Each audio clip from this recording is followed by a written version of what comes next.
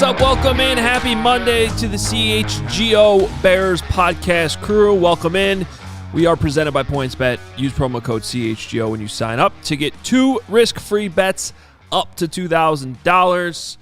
My name's Adam Hoge. Nicholas Moreano here today. Will DeWitt is with us as well in the bubble. What's up, Will? What's up, guys? Hey, guys. How's it going? Have a good weekend? I have to say, I had a very busy weekend. You're a year older now, Adam. I feel a year older. For the first, I was thinking about this morning. I'm not afraid to talk about it.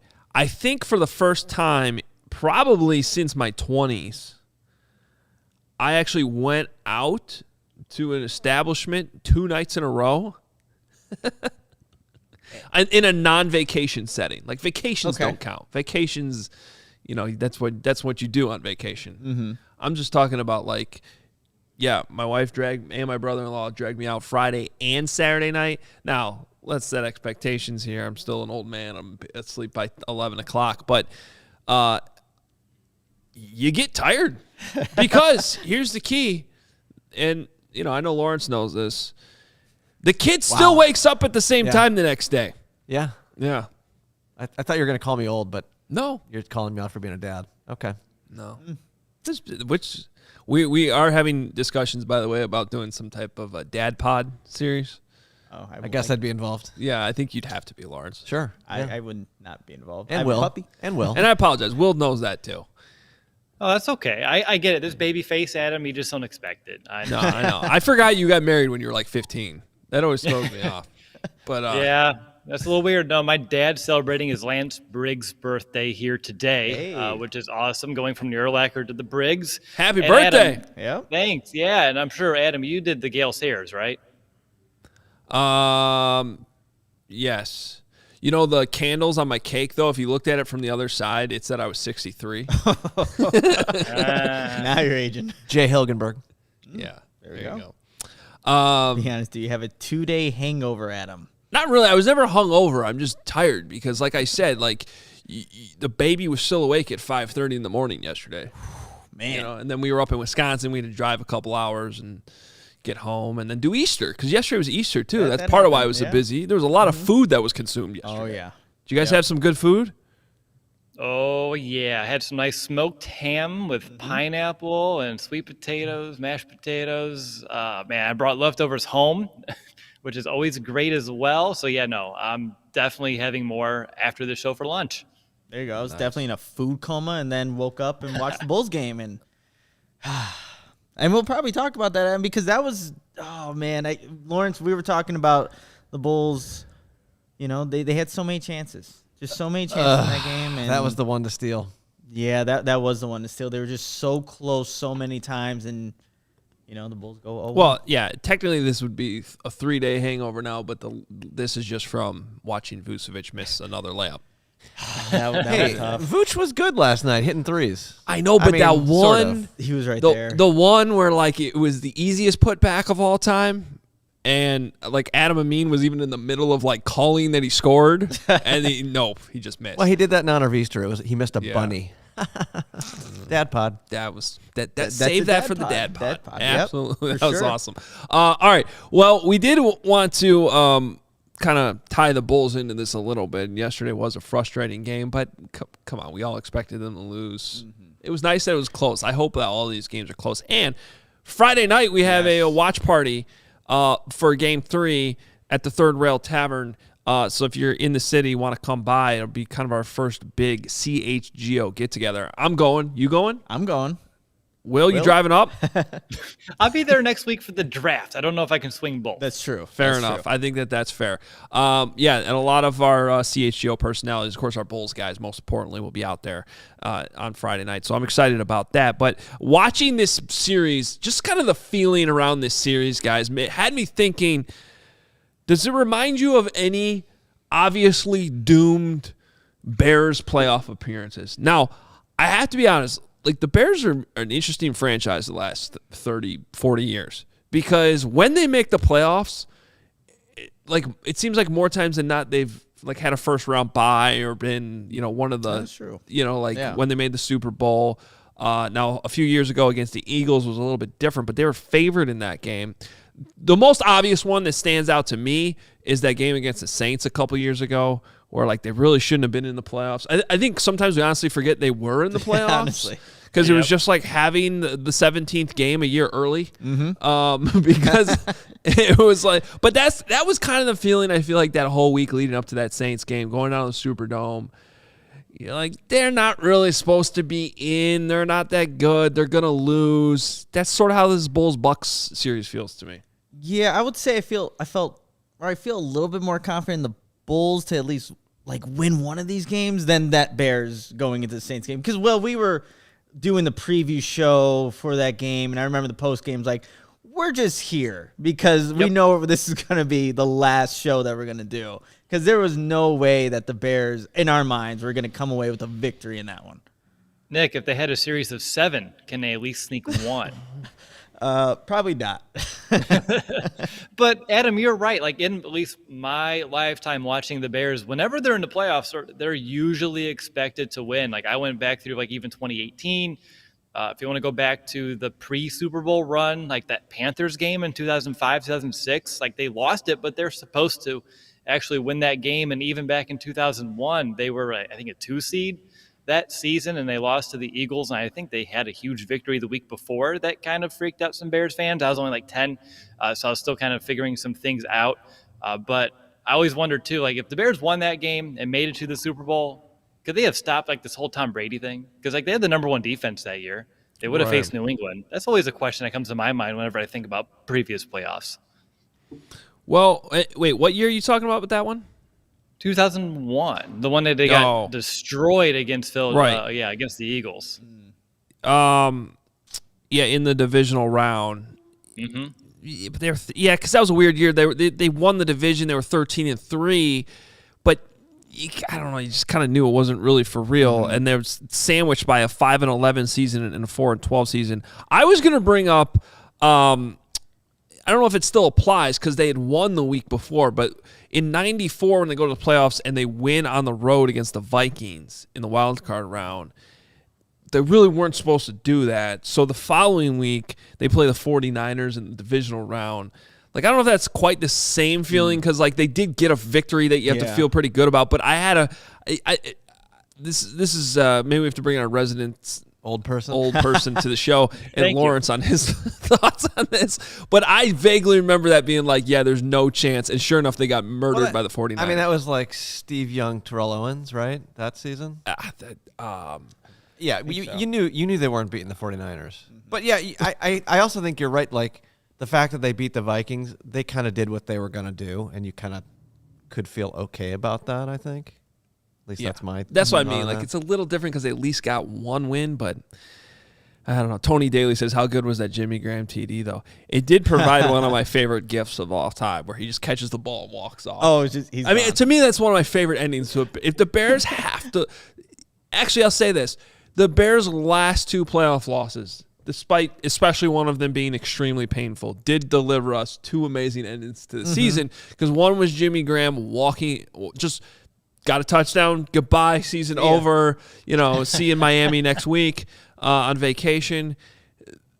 As much as it hurt, Staley the Bear falling over and his reaction to the double doink was objectively hilarious. It was the perfect gif. It's amazing. It's awesome. I'm sorry to like people who are dying inside right now, but yeah, it was great. It hurt, but it was great. So at least the Bears give us that in their playoff losses. Yep. Yeah, I didn't see that one live. Nick and I, we were doing that post-game show immediately after. Like, I saw the kick go up. I heard the doing. I just bolted upstairs and like, oh, boy, here we go. We have to wrap up this season. That was a tough one. Yeah. Well, good luck to the Bulls the rest of the week. Mm-hmm. I have a feeling they'll win Friday night at home. Man, that would be just for us. That'd be electric. Yeah, it would be at the watch party, and man, that'd be awesome. Just a feeling. All right, the other big thing that went on, for those that aren't interested in NASCAR dirt races in the mud, the USFL. Did you guys watch any of it? I watched Yes. maybe 5 minutes of it. Okay. Oh, hell yes, I was watching it. Well, you better have been. Playoff Like, basketball? No. Let's watch the USFL. did you have all your pennants like hanging out? I did not. Okay. But I was enjoying the logos and seeing Jeff Fisher wearing his hat backwards and I did, other yeah, things I like did that. Yeah, I catch saw that. Paxton Lynch, like seeing his name, and I forgot what team he was playing on. Well, I was enjoying my guy Clayton Thorson have some success Okay. with the Houston Generals. Gamblers. Gamblers, Houston New Jersey Gamblers, Generals. New Jersey Generals. Thank God you're here to sort all these team names. There's only 8. It's not that hard. No, but But it's new. yeah. But it's old. So Well, Jeff Fisher's coaching the Michigan Panthers. Yes. Yeah. So they'll be 7-9 this year. I was gonna say, are they gonna play enough games to go 7-9? He'll find a way. He'll find a way. find a way. He'll absolutely find a way. So I have a new Bears Things column out this morning too, since it's Monday, so you can check that out. But one of the things I did in there in honor of the USFL starting, we kind of had a brief conversations about this last week, a couple weeks ago or something, where we mentioned the idea of putting NFL players in these leagues, which I'm a big proponent of, and I think there's a way to do it. And it just had me thinking, watching some of these UFL games and some of the names that were, like you mentioned, Paxton Lynch, guys like that popping out. If you had 5 players that you could send from your current roster, so 5 Bears players, who would you send to the USFL right now to get some spring seasoning? And I wrote about this in my Bears Things column, but we'll talk about it here too. These are the 5 names I came up with. If you're watching on YouTube, you can see them. Thomas Graham Jr., first and foremost. Saw him briefly last year, made some plays against the Vikings, got burned by DK Metcalf in Seattle. But like we've talked about him a lot on the show, there's a lot to like, some potential, but it's still a huge unknown. And it's not only like he didn't just play last year and spent most of the year on the practice squad, but remember the year before he sat out because of COVID. Yep. So he really he's basically hasn't played a lot of football in 2 years. So I'm kind of looking for guys who need the development, but also you're trying to get like sort of you don't want to put a lot of mileage on them by throwing them out there in more collisions in a football game. So that was like a big part of coming up with this list. So Thomas Graham Jr. is one of them. Jesper Horsted is another one, because as you look at the depth chart right now, and there's a new tight end we got to talk about that the Bears signed this morning, but as you look at this, like Jesper could be thrown into a kind of a greater role this year with this team, with Jimmy Graham, walking off the Superdome and I don't know, into retirement or whatever. So he's another guy I would send there. Ryan Winslow, the punter. Not exactly a household name, like a proven punter in the NFL. Punter feels like a position I could send somebody to play an unlimited amount of games, and you're probably not like putting too much wear and tear on him for the fall season. So at least you get a chance to kind of evaluate him. Tyrone Wheatley Jr. This is a guy who already has benefited from playing in a spring football league. There was a league that people didn't even hear of last year called the Spring League. Oh, yeah. And he was in it.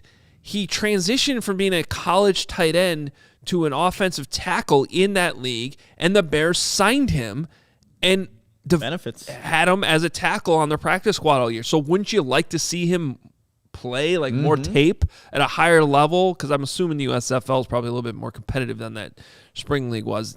I can't say I watched any of it. Then this last one, I kind of struggled to come up with a fifth one. Kindle Vildor obviously played a lot last year, so I don't know if he fits that qualification, but he also struggled. And I wonder, you send him to the USFL, maybe it's a confidence boost. Yeah. Maybe it's just a big confidence boost. And he's also one of those players that, worst case scenario, if you were to get hurt, like you can move on to the regular season without him if it really came. I think the benefits outweigh the risk. That's kind of what you're looking for in these scenarios. So those are my 5 guys. I don't know what you guys think about. No, I like that list. I added one guy that I think because of the roster, how it's set, like not Ryan Winslow, but Ryan Willis, the quarterback. Okay. That again, like what are you gonna at where he's at in the roster?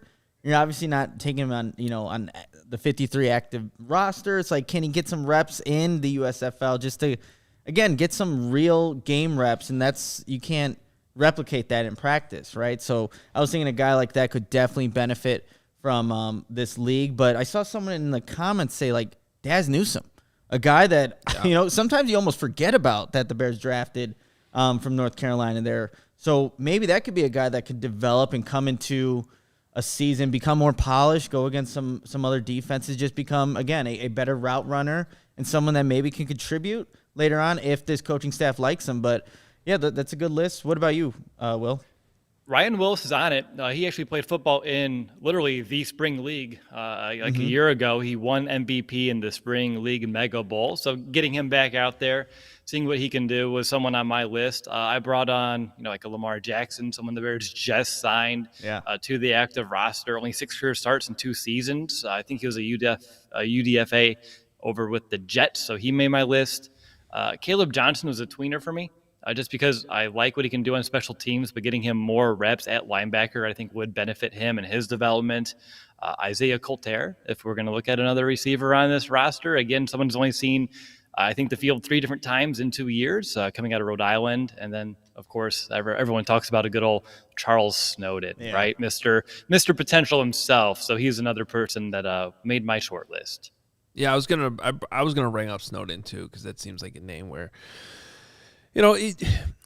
sort of the point is like it's good that these guys end up on an NFL roster and then they're protected and they have their benefits and everything. But so many of them don't get to play. Don't really develop to what maybe that potential could be. They just get to practice and they're on the practice squad. And by the way, once the season starts, like these practices are not really, full. No live tackling, things like that. So your role on the practice squad is to help get the starters ready for the opponent they're playing. You are on the scout team at that point, and development sort of takes a big step. I'm not saying it's not happening, because part of being a position coach is to still work with those younger players and continue to get them better. But we're starting to break things down into like individual drills now. You're talking about 20 minutes a day where they're on the field, like kind of working on some techniques things, and they don't get to put it into a game. And we've chopped off a preseason game. Now there's only 3 preseason games. And this is why, as much as fans and reporters and a lot of people complain about that 4th preseason game, but any GM you talk to or any scout you talk to loved it, because you get all these guys in actual live bullets on the field. The players that are all going to end up being cut and end up you need tape on these guys. So I just find that to be interesting. I am enjoying this trash talking session that is going on in our comments about how the Lions should just send their entire team to the USFL. And Don Burr, who's our resident Lions expert on this program, actually has had some good one-liners I've seen in there, because he said he would send Fields, Montgomery, Mooney, Jenkins, Larry Borum, Poles and Eberflus. Yeah, that was good. That's pretty good. I'll give him credit for that. It's a good shot. There we go. Again, the community that we have here at CHGO, it's you never know what you're going to get. A lot of talk about Cole Kmet as a potential. People are upset in the chat about him. I guess I didn't make my thoughts on that clear a couple weeks ago. Yeah, I guess with not. My little rant and how ridiculous it is. It's Yeah, and I was thinking about again, people always say that the Bears don't have enough weapons, and they don't. They still need to do more around Justin Fields, but they have a 1,000-yard receiver in Darnell Mooney. David Montgomery missed 4 games last season. He would have been a 1,000-yard rusher. You have a tight end that has over 600 receiving yards. There's some things to work with, and Cole Kmet's one of those guys, right? That's going to be, I think, a big part of what Justin Fields does in year 2. So I don't get the Cole Kmet hate. Yeah, and that's still with 3 different quarterbacks, a haphazard system. So things should look up. But Adam, I learned my lesson about the Cole Kmet slander a couple weeks ago. I think we've made that very clear. Although if he doesn't get 3 touchdowns, I'll throw the B word out again next offseason. But I like that you brought up Thomas Graham Jr. The chat had Daz Newsome. I do think, though, technically if you use a draft pick and you send him down, that may be admitting you reached a little bit. But luckily for Poles, those were Pace's picks. So we can easily send those guys to the USFL and be like, hey, I didn't draft them. They need development. And that's probably a good look for him, too. I also think people, I don't know how this has happened over the years with the NFL draft, but basically from the 4th round on, you're talking about developmental players. Oh, yeah. You really shouldn't be And I don't know if it's because Ryan Pace actually did a pretty good job at drafting fifth rounders that maybe it just reset the expectations that those guys could, be relatively quick contributors. But, for the most part, teams are guessing from the fourth round on, and those are the types of players where you're just hoping that within 3 years they can give you, something as a potential starter. And if anything before that, they're just good special teamers at that point. So, I don't know how that's happened. We've seen the outliers, though, like with the Darnell Mooney becoming a 1,000-yard receiver in year 2. Well, that's what I mean. Yeah, so I think the expectations have been raised for what these bottom guys that get drafted should be, when in reality, that you don't find Darnell Mooney's all the time in the 5th round. But, the Eddie Jackson conversation even, so he got paid, so that's what was the game changer. But if you take that big contract out of the conversation, which you can't do, it's a part of it, I get, but you would take his career and what he is for sure right now as a 4th round pick. Absolutely. Yeah, no question about without a doubt, it's been an overwhelming victory. So Madden cut 5th and 6th round picks. Some teams still do that, by the way. There's been some 5th rounders just cut out of, teams that actually have 10 or 12 picks every year, they can't keep them all. This year the Bears could keep them all, but they don't have that many picks. Yeah. Travis Gibson was I think Travis Gibson was a 5th round pick. Am I mistaken on that? I think he was a 5th round pick. 5th round pick. Mm-hmm. So he's even better. If he's a great 4th round pick, he's even better 5th round pick. All right, we have a tight end we need to talk about too that the Bears signed. But first, the best way to support CHGO is to download the PointsBet app. Use code CHGO when you sign up, and if you do that right now, you'll get 2 risk-free bets up to $2,000. That's not it, though. If you make a $50 or more first-time deposit, you'll receive a free CHGO membership, which unlocks all of our web content, and you'll even get a free shirt of your choice from the CHGO locker. Could be potentially like the one Nick is wearing today. That's $2,000 in free bets, free CHGO membership, which is worth it on its own, and a free t-shirt from the CHGO locker, all for making a $50 or more first-time deposit at PointsBet. Any questions, email pointsbet@allchgo.com. We will help you out. Your home for live in-play betting just got even better, especially with the playoffs going on here. PointsBet's new feature, the live NBA same-game parlay. I'm sure Nick, had some fun with that over the weekend. Stayed away. Yeah. For the first time ever, you can build the perfect live NBA same-game parlay only with PointsBet. Combine your favorite bets anytime during the game. Boost your live same-game parlays. Watch live, parlay live, boost live with PointsBet. Someone I was with yesterday had a parlay going between 3 different playoff games. And when the Bulls were losing, by what, 10, 11, 12 points? Or the last leg of his parlay was that the Bulls needed to cover. But it was a big parlay, and he got the option to cash out for. He was still getting 8-1 return on what he originally put down, and he did it. The Bulls ended up covering though, but I still think it was the right move. Yeah, considering how that game was going. Yeah, it could have easily gone. He would have had at least double had he stayed in it, but I'm okay with that. Yeah. Features like that are pretty cool. Online sign-up is available in Illinois. Download the PointsBet app right now. Register your account from start to finish from your phone. What are you waiting for once the game starts? Don't just bet. Live your bet life with PointsBet. Gambling problem, call 1-800-522-4700. All right, Chicago sports fans, if you aren't a member of our CHGO family, what are you waiting for? Members will have access to our premium content from all of our great writers. Adam just had his Bears things come out today, so go check that out if you are a member. And if you're not, that should be a reason to do so. You can also get a free t-shirt of your choice when you become a member, like this one I'm wearing right here. And you get access to the members-only Discord, the CHGO Lounge. And, of course, we have podcasts and live shows on every team every day. If you're a Bulls fan, you have to tune into those post-game shows, the preview shows, because Bulls-Bucks, it pays for itself. So you definitely have to go check that out. So come join this amazing family that is constantly growing here at CHGO. Also in our newsletter. That's right, This morning from the king of newsletters, I call him, Kevin Kaduk, who had the first newsletter go out this morning. A lot of great stuff in there coming off the Bulls game yesterday and has links to a ton of stuff. If you missed it, I think Lawrence's Pennants made the newsletter. Yeah, I was a little shocked by that, but yeah. It's great content. Works for me. Hashtag great content. Get that brand out there. Yeah, speaking of which, Devin misses me in a circle here, but we've already got a circle. I don't need to be on screen. Can you today. do two circles? We could. You want to try it? I don't know. Let's see what happens. I don't think I... we have double rectangles. Yeah, here, I'm going to show the people. We're in preview mode, but let's publish this. You could like join your faces together, like half and half.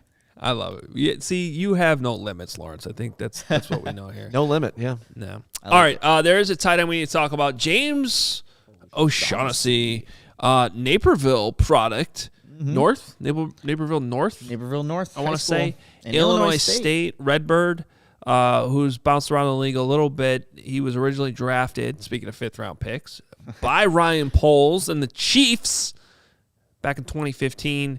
I think Poles was the director of college scouting for the Chiefs back then. Yep.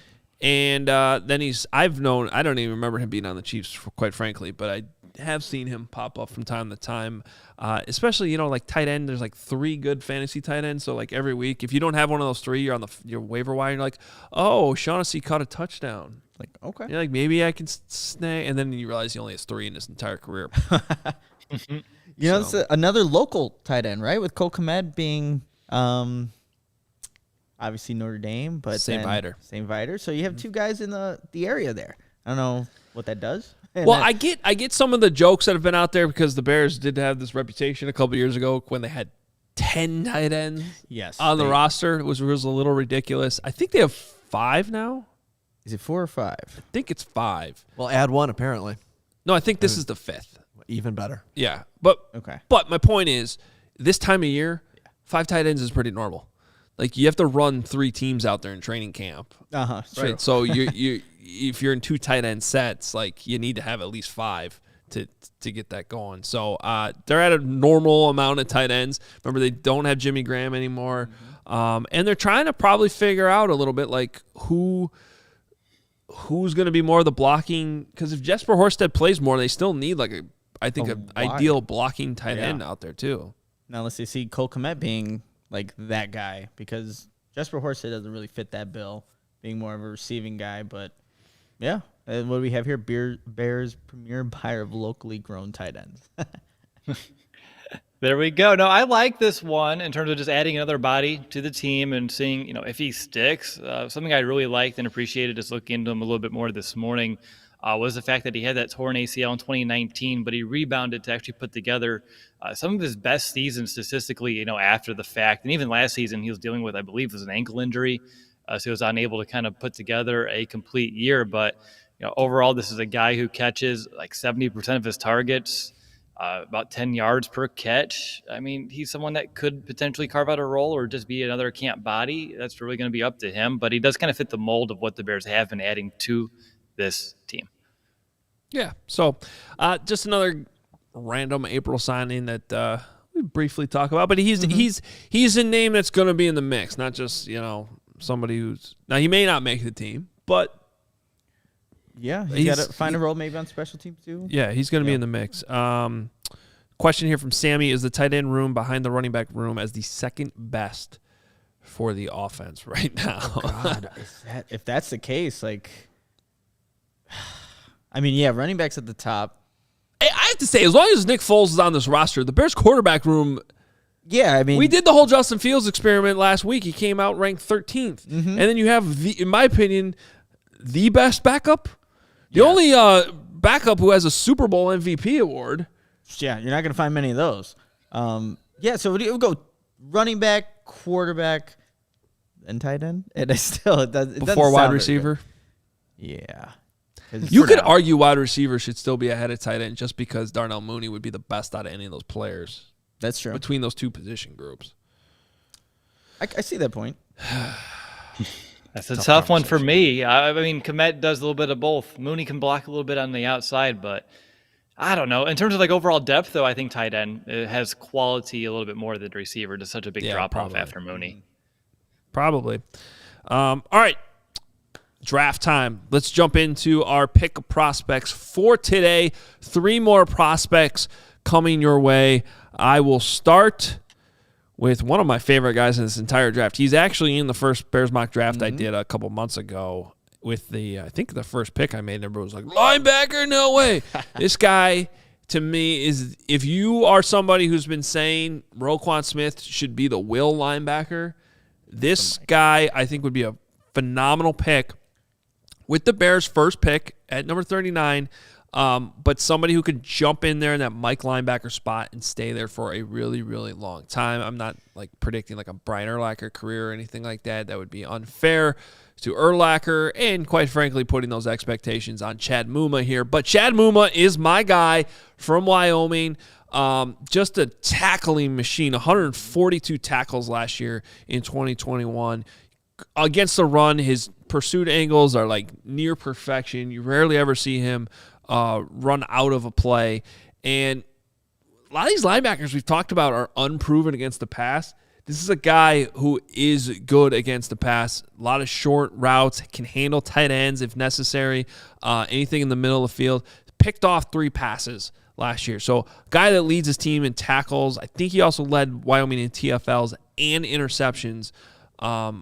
I like him a lot. Now, negatives, there's not many, but you could point to the competition. Not only is he coming from Wyoming, but none of his starts came against Power 5 teams. Wyoming's still a pretty decent football program, though, so I don't really hold too much of that against him. I think he's definitely somebody you have to take in that early second round with that first second-round pick you have. But I would do it. As big as the offensive line, wide receiver needs, if Chad Mumma's there and the Bears take him, I will be right here on our draft show that Friday night celebrating. Yeah, that's a guy that I watched, and like you said, tackling machine. Wherever the ball carries at, there's a really good chance Chad Mumma is going to be in that vicinity. Whether he's making the tackle or he's just there to help rally, to help his teammates. But I saw somebody in the chat also say like Channing Tindall would be another. That's a guy that we actually had in our, making the case draft profiles here. So, yeah, linebacker, definitely keep it in the equation for what the Bears could do there. Ooh. By the way, someone did say likes Mumma, but envision the Bears taking a 3 technique before inside linebacker. That's one of the things I did in my Bears Things column this morning, is kind of look at all the needs and then try to like look at how they can actually play out in the Bears' head. And it's something we've talked about on the show. I do think the Bears really tipped their hand with the way they went hard after Larry Ogunjobi in what's otherwise been a pretty boring free agency period. That shows you how much they value that 3 technique position. So certainly would not surprise me at all if they end up taking the 3 technique first. I think this is a good transition because my guy that I'm about to talk about fits that 3 technique that the Bears could be looking at, and that's Demarvin Lille from Texas A&M. Got 6'3", 283. When you watch him, you just watch his hands and how he's able to fight off some of these blockers. Just a technician with his hands. Does a great job using his hands to get through blockers. He loves a swim move. Like if you watch his game, constantly just using the swim move to get by guys. And he does something that Robert Quinn does, and Aaron Donald got it from Robert Quinn. It's like this jump chop club move where he jumps in the air, will bring his hand down, and you see Demarvin Lille do that. And Aaron Donald actually got that from Robert Quinn, and you'll see Robert Quinn still do that, but it's something where more athletic kind of guys get up in the air and try to freeze the offensive lineman and try to get, an advantage when trying to get past them. But another thing that I like about him, versatility. He played all along that Texas A&M defensive line. So he can play all those positions, but I think where he projects best at would be that 3 tech position. Obviously, the Bears want somebody that could be a guy there. It's someone that could be a difference maker. But another thing that why he can transition to the Bears, it's that motor, man. It's the way that he's able to just constantly find ball carriers regardless of where they're at on the field. I think that hits the hits philosophy that Eberflus is trying to bring here. But the things that he does need to work with, and, it could be a problem if he doesn't fix it, but the pad level plays a little high. That can get, obviously, offensive linemen to get him blocked, which is not what the Bears want to happen if they're getting a 3 tech who, again, needs to be a guy at that position. But if he can work on that and work with this now NFL coaching, I think he could be a guy that, the Bears could definitely use in this defense, and he is projected second, third round. Obviously, the Bears have 2 picks in the second and 1 in the third. Nick, you've done, 2 3 techs in 2 weeks. Winfrey or Lille? Which way are you leaning right now? I still like Winfrey. And I want to say Dane Brugler had him mocked to the Bears in his 7-round mock draft that he did, which is insane. I think he had Christian Watson with the first pick and then Perion Winfrey with the second pick in the second. Definitely go check that out. Dane Brugler from The Athletic. But I do like Winfrey. I like the upside of what he can bring. And I know, Will, he was on your anti-mock draft for that pick. So it's like, which way are we going here? But, yeah, I do like Winfrey, though.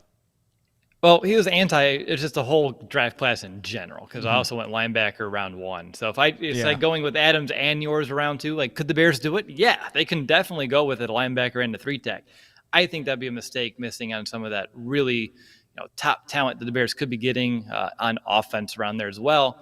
That's why my pick went today on the offensive side of the ball. And I wanted to highlight someone that, when you and I were at the Combine, Nick, I was able to kind of talk to for a little bit, and I kind of forgot about. But now the Bears have visited him, and I'm like, okay, I want to talk about him again. So I went with Cole Strange out of Chattanooga. This guy's really big, 6'6", 307 pounds, a really fast guy as well. I think his 40 yards like a 5.03.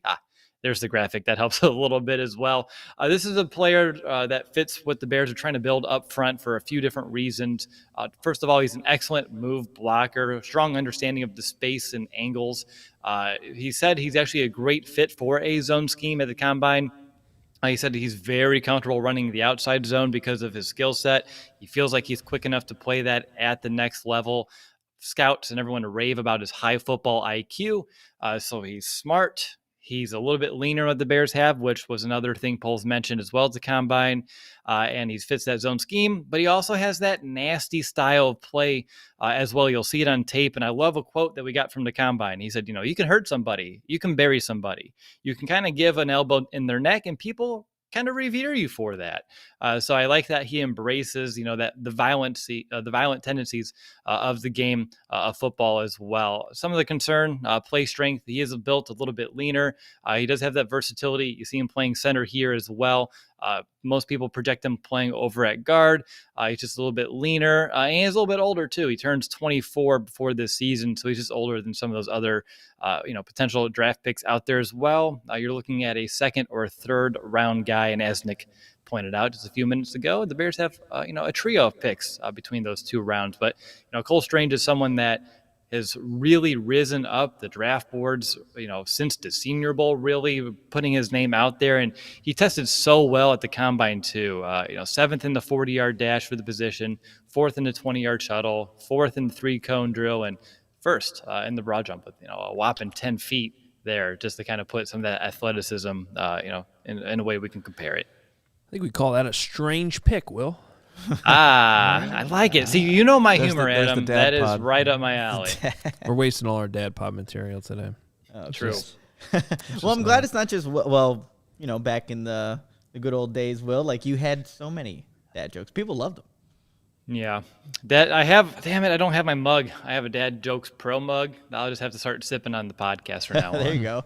He would be I know he's probably projected as a guard, but it's just the photo we had up. He's playing center. That's a big center. 6'6" center, plus especially playing in Chattanooga. Yeah, I would want to be like whoever's lining up across from him there. Man, I'm thinking of the guy, the last Senior Bowl, had his belly out all the time. He plays for the Denver Broncos now. I'm blanking on the name, but was just imposing his will on everybody. I feel like that would be what Cole Strange would do if he played the center position. And I wish I remembered his name, though. Yeah, I wish you did, too. Sorry, I got nothing for it unless it's Carl Pickens. Yeah, I'm just thinking of more names for Cole Strange if he was a Bear. Dr. Strange.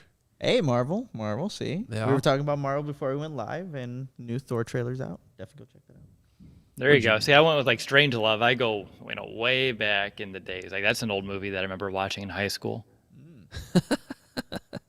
What? I don't remember watching. Yeah, well, this Doctor Strange, that's the one where he's riding the. Isn't that Gene Wilder riding a missile or something? Am I right? Yeah, like a nuke or something, if I remember. Exactly. Yeah. All right. Why don't we talk about PointsBet for a little bit? All right, I was gonna look up the guy. I forgot his name. It's bothering me because, we'll get to it eventually. All right, if you enjoy CHGO, one way to help us continue to grow is to download the PointsBet app and use code CHGO when you sign up. Not only are you going to get 2 risk-free bets up to $2,000, but if you make a $50 or more first-time deposit, you'll receive a free CHGO membership, which unlocks all of our web content, and you'll even get a free shirt of your choice from the CHGO Locker. If you have any questions, email pointsbet@allchgo.com, and we'll help you out. And in case you missed it, online sign-up is available in Illinois. You'll be signing up with the fastest sportsbook, easier than ever, so you can start living your bet life in seconds. So what are you waiting for? Once the game starts, don't just bet. Live your bet life with PointsBet. Gambling problem? Call 1-800-522-4700. All right, we will get to some super chats here in a moment, but we had kind of a fun game we played with Justin Fields last week. We thought we'd keep it going with some other key players on the team. David Montgomery is the one we're going to go with today.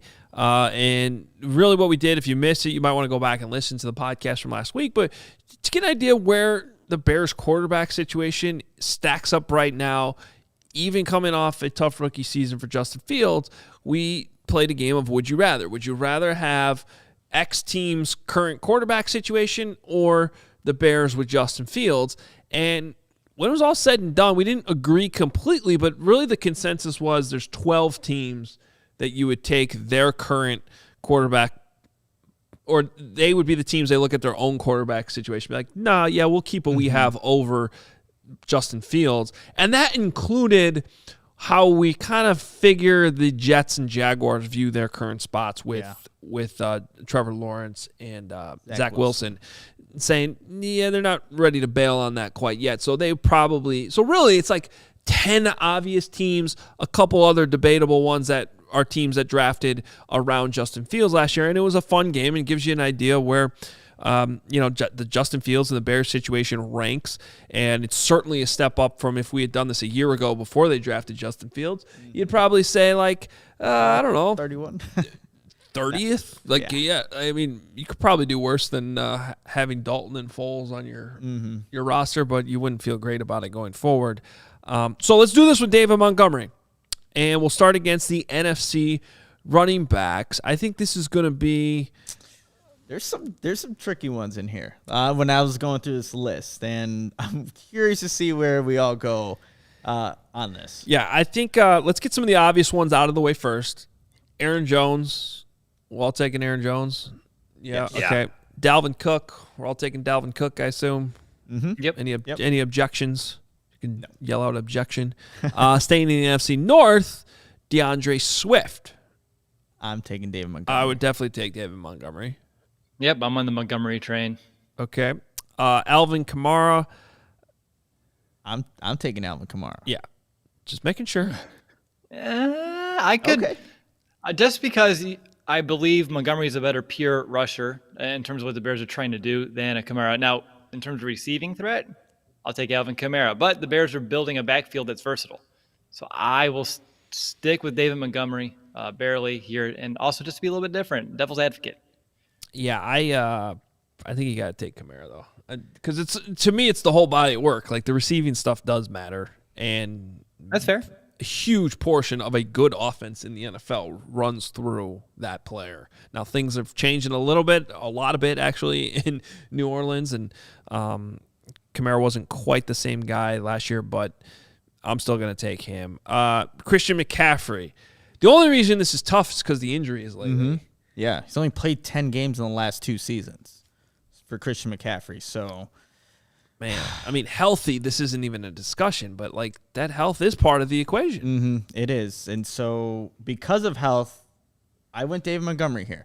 There's no question in terms of the versatility a Christian McCaffrey can bring you, but the man hasn't stayed healthy. Like I said, 10 games last 2 seasons. I'm going to take David Montgomery here. I'll take Montgomery, too, for the health reasons, too. McCaffrey is such a great talent. Yeah. It's just that can he remain available, and that hasn't been the case. Yeah, I don't know. It's just, as it is right now, I'm assuming he's healthy in April. So if I was going into the season, like if you could tell me right now, like let's do it the reverse. Well, I guess this is literally the game we're playing. I mean, would you rather start the season with a healthy Christian McCaffrey or a healthy David Montgomery? On the Bears right now. I think I'm still taking David Montgomery, to be completely honest. I think McCaffrey, if we're just saying, hey, they're both healthy, go out there week 1, I would switch over to 22. Yeah, I think you got it. Okay, how about this one as a friendly name? Mike Davis. He did really well with the Panthers when he went over there and didn't do anything for the Bears. The Bears already made this decision. It was the right decision. It wasn't really a decision, so I think we're all going with David Montgomery. Yep. Over Mike Davis. Playoff Leonard Fournette. I would take David Montgomery. Fournette's proven to be a really good piece for that team in Tampa. Shows up when he needs to. But they have Tom Brady at quarterback. That offense is running through the passing game, running through Tom Brady. They call upon Fournette when they need to. I think a lot of different running backs could play that role, what he's doing in Tampa. So I would take David Montgomery. I'm with you, Adam. David Montgomery over Fournette. Same here. Going David Montgomery there. Zeke Elliott.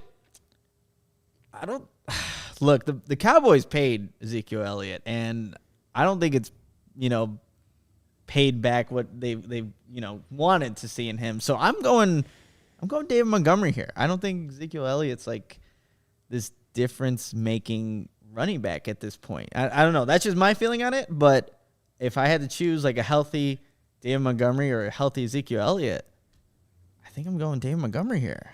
He wasn't that healthy last year, though, right? If I remember correctly. No, yeah, I don't he dealt with injuries too. He was playing through a bunch of those. I'll go with a healthy Ezekiel Elliott in his prime, if I can say that. Probably not, but I'm going to go with that anyways. But what I put on my list. I think where they're at in their career, who's the healthier? I think I gotta go. I think I gotta go with Montgomery actually in this situation. And Zeke, first round pick, right? I'm not like crazy. Oh yeah, no, he was like number 5. I mean, you're getting David Montgomery in the 3rd, and it's like, again, maybe going too far into this, but yeah, I still like David Montgomery for what he can do. All right, are contracts involved real quick? Like, are those because if those are a part of it, like, hold on. But if they have Montgomery on his last year of his rookie deal, like, did they get to take the 1 year off of cap and then have to pay him? There's so many variables here. All right, Saquon Barkley. I'm still going David Montgomery. He has not been healthy. He has not been someone. Well, I think that's the question. Is he ever going to be the same guy? Yeah, after the Bears game, after he tore his ACL in the Bears game, like he has not been the same. But when dude's like legs are tree trunks, and he can do so much for you on a football field. But when are we going to see that Saquon? I have no idea if we're ever going to see that Saquon Barkley again. Yep. For that exact reason, that's why I went with David Montgomery, because he hasn't been the same since the ACL, and I think we know all too well, like, there's a great chance he may never reach that point again. Pre-ACL, different conversation. Post-ACL, David Montgomery. Yeah, it's not even a conversation pre-ACL, but, last year, 162 rushes, 593 yards, 2 touchdowns. He played in 13 games. He played most of the season. I find those numbers to be extremely alarming coming off the ACL. Now, sometimes it takes an extra year, but with that huge question mark kind of looming over this debate, I have to go with the guy who I know is healthy, who is still really productive. So, yes.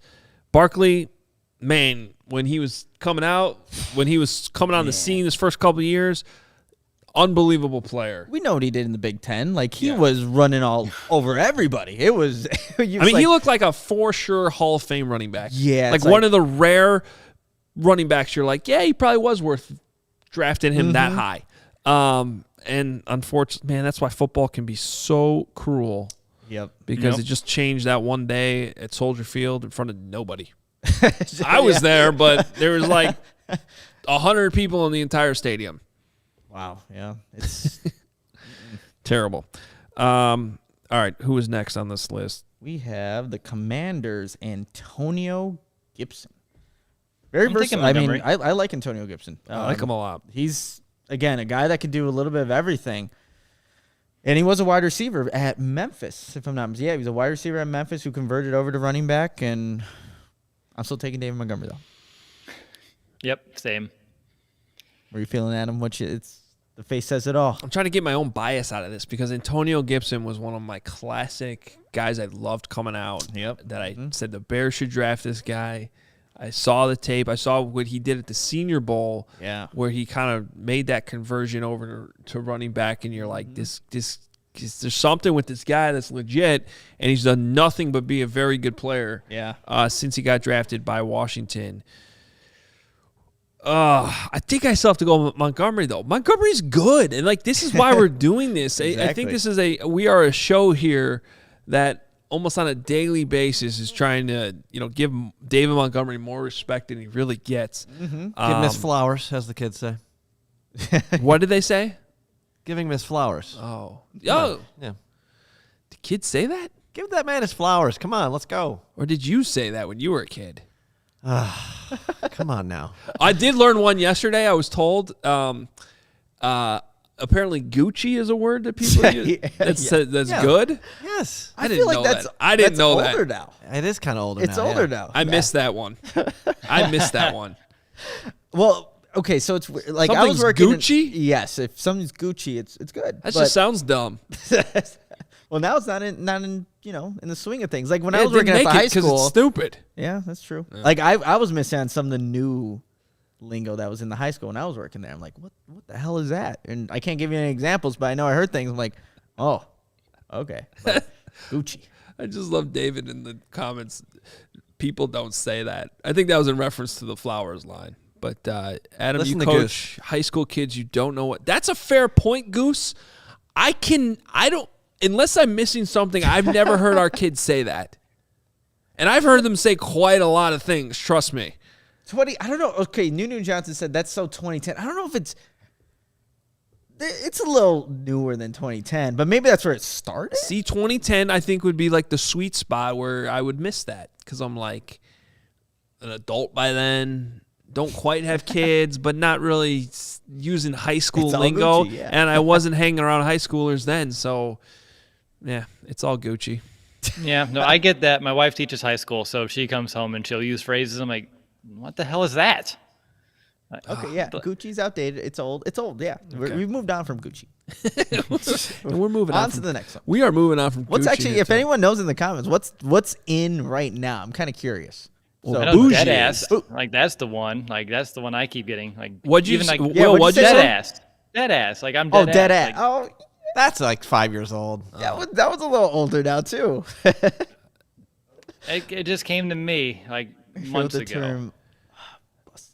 Oh yeah. Okay, Bus. I've heard of that. I still like it. Are you familiar with the term bussin'?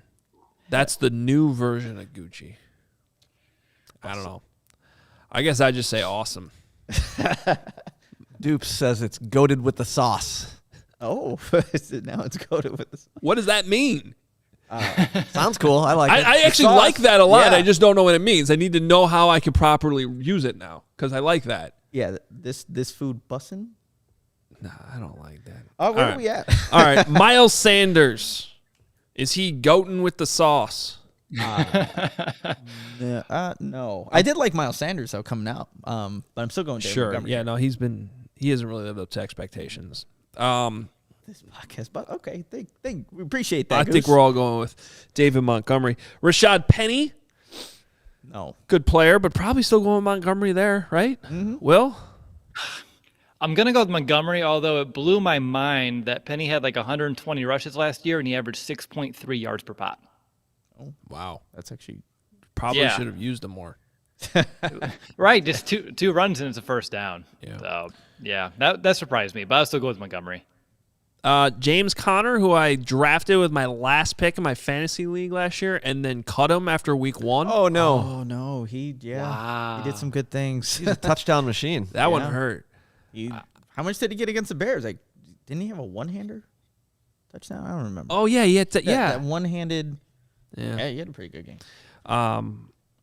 James Conner's been a good player now on 2 different teams. I think I'd still roll with David Montgomery. I would. Yeah, Like I'm an going David overall Montgomery. body of work, what the running back can do. Yep. Connor's a little limited, but very good at what he does. Yeah. How about Sony Michel? Going David Montgomery. here. All right, this last one I might surprise you with, Elijah Mitchell, Well, why are you going with Elijah? because I think he's really, really, really talented, and Is he bussing? He is bussin'. He is. Is he goated Is with it the goated sauce? with the sauce? Was that the phrase? And he's only coming out of his first. Like, you got to figure out what to do here with David Montgomery. Zone scheme Now- too. He fits it. Yeah, and I think, honestly, with what Elijah Mitchell showed you last year, you could make an argument that going into week 1 this year, if I guarantee the 49ers would be saying, yeah, we're happy with Elijah Mitchell. And they got him for 3 more years before this rookie deal's over. So that's one where I thought I might catch you guys off guard a little bit, but I would go with Mitchell. I mean, if you're the 49ers, I say you do feel good. If, like, you feel good with Elijah Mitchell, I'm still going David Montgomery here. But again, Elijah Mitchell is a good running back, and I feel like the 49ers can put anybody in that system too, and they just produce. Well, and that's the thought here, right? Yeah. I mean, they don't have Kyle Shanahan, but this is that Shanahan-type offense that they're hoping to run, and so maybe Montgomery will. What do you think, Will? Well, are we using contracts and everything? Because if I have Mitchell on a few more years on that rookie deal, I would lean that way. And I know that Adam, Nick, you guys aren't really in the Madden game as much as maybe back in the day. But what's going on over there, Nick? Thought I heard knocking. I'm not going to lie. There's been crazy noises this entire episode. Probably Weird. can't hear them on the show. I hope not. I actually kind of hope you can. No. It's just, there's some work going on downstairs, I believe. Someone's been moving chairs upstairs, which is weird because isn't that No, a the roof? upstairs is a That's- roof. Yeah. No, there's things happening in the CHGO background. That's office is fine. haunted. Or the office is haunted. Yeah. No, it's been quiet through the mics, so nothing coming over here. But real quickly, Mitchell and Madden had to do a franchise in the 49ers with a random team I was assigned. Within like 3 years, I had that guy up to like a 99 overall. Like a lot of potential, and that dude's a beast. So that's just another. And that's I guess, real example. life right there. That is guaranteed to happen now. That's right, 100%. Yeah, I like it. All right, so those are all the NFC. We landed on Aaron Jones, Dalvin Cook, Alvin Kamara, Christian McCaffrey. I mean, some of these were a little bit debatable, though. I guess these are just the ones I went with. And Mitchell. So that would put him 6 in the NFC. I think you guys actually had him ahead of a couple of those guys. Yeah, ahead of McCaffrey, and then ahead of. Nope, that was just fit for me. You had him, you guys took him over Elliott. So I think it was about even for Adam and I. Yeah. I think the point is, like, I didn't find any of that to be too surprising. The Bears have a good running back. They don't have, like, the best in the league. But what does having a good running back mean for a team, though? You know what I mean? Like, you can have a good running back, but, like, what does that do for you with some of these teams? Like, Well, that's I think also the in this question, too. offense that they're trying to run, hopefully it's, Helps out Justin Fields. it helps out Justin Fields a lot. Yeah. But you better have some guys that can block for him up front. We got a couple minutes left. I want to hit the super chat. Let's do Thank it. you to Monsi for this $9.99 super chat. It's a little weird, but go ahead and read it. Super Chat, SummerSlam 2022 4-man tag. Ooh, I like tag. We got Hoge, Johns, the Fishman, Dan Weeder. Okay, so that's the first team? Yep. Okay. Four. Versus Adam Rank, the Bears blog, the Windy City. Pod. Is that supposed to be pod? Pod, yep. Yeah. And David Kaplan. That is the most random team I've ever heard. That's For it just doesn't assembled. matter what sport, like that is a random team. And Olin is refereeing. A special guy. Okay. I feel like Olin would be a part of it. A part of the 4-man. Oh, there's definitely a screw job at the end of that match. Like Olin just starts clotheslining people in the middle of it. Oh, yeah, that's happening. I mean, I gotta say, Are we picking who we're taking, or is I just want to know, that's like, it? Adam, would you be worried about any of your opponents? I don't. I'm worried about Olin. I wouldn't know. I know nothing about the physical makeup of 3 of the 4 on the opposing team. Like, we'd have to do some heavy scouting here. And the one I do know really, really well, fairly confident, I'm not worried about him. Catman, take that. But I don't know. I mean, this is like, I don't know. I'd pay to watch. You'd pay to watch? I'd pay to watch. So We've played the 4 of us on that what would have been our team. We've played basketball before. I'd feel mostly good about Johns and Weeder and myself. okay. Hi, Kevin. Like like, someone's being left out here. Goose, would you Cap would tear his ACL just thinking about chasing that. God. Hey, Cap probably works out more than any of us. Yeah, he does. He does. But in a like a running, like chasing type situation, I don't know. He can hold his own.